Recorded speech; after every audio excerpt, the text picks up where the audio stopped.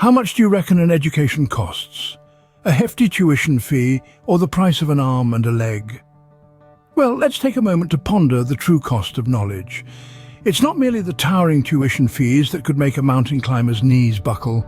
It's also the small avalanche of textbooks, each with a price tag that might make you wonder if they're printed on gold leaf. Then, there are other subtle yet insidious expenses. The cost of that extra shot of espresso to fuel late-night study sessions, the travel fares to reach your institute, and let's not forget the price of maintaining a social life amidst all this. Yes, indeed, the cost of education is like a multi-layered sandwich, each layer adding to the overall price. However, it's not all doom and gloom. Education might seem like it costs an arm and a leg, but what if we were to tell you there's a way to spend wisely? So, you want an education, but you don't want to end up living in a cardboard box. How do you make that work?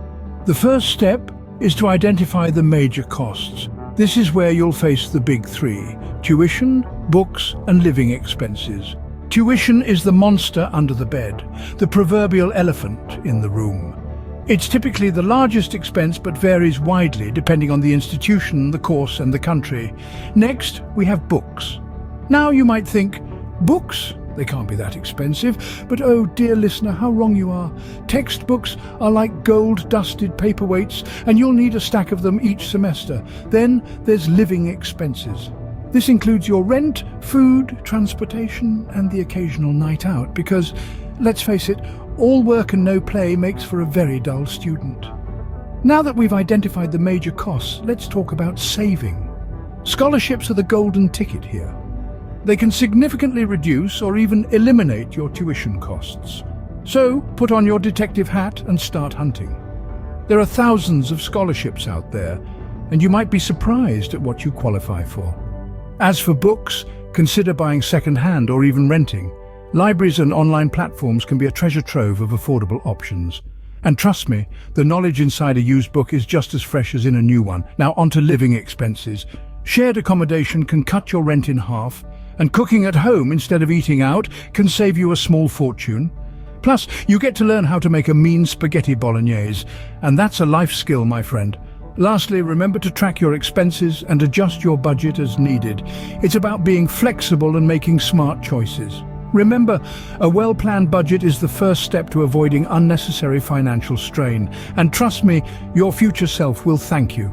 Next up on our money-saving adventure, we're going on a scholarship hunt. Ready your gear, folks?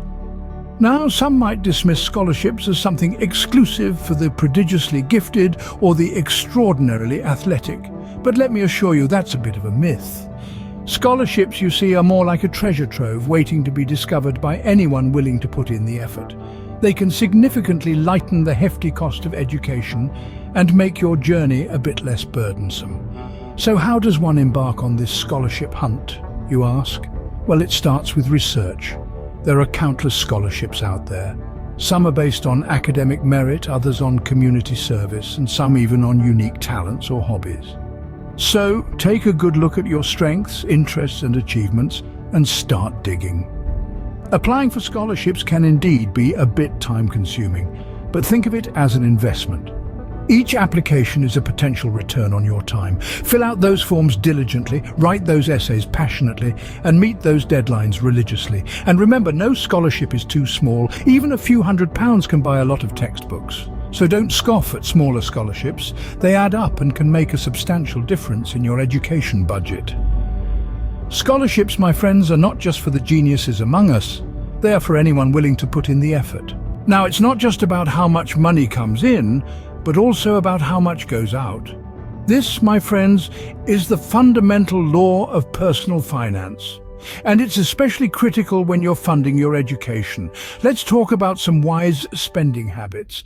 The first one is avoiding impulse purchases. You see, that fancy coffee from the hipster cafe down the street may seem like a small expense, but multiply it by 30 days and suddenly you're spending a small fortune on caffeine. A cheaper alternative? Brew your coffee at home. Next up, planning meals. Now, I'm not saying you need to become a master chef, but a basic understanding of cooking can save you a lot of money.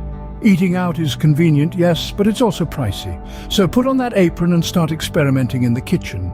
You'll be surprised at how much you can save. And finally, student discounts. Ah, the perks of being a student.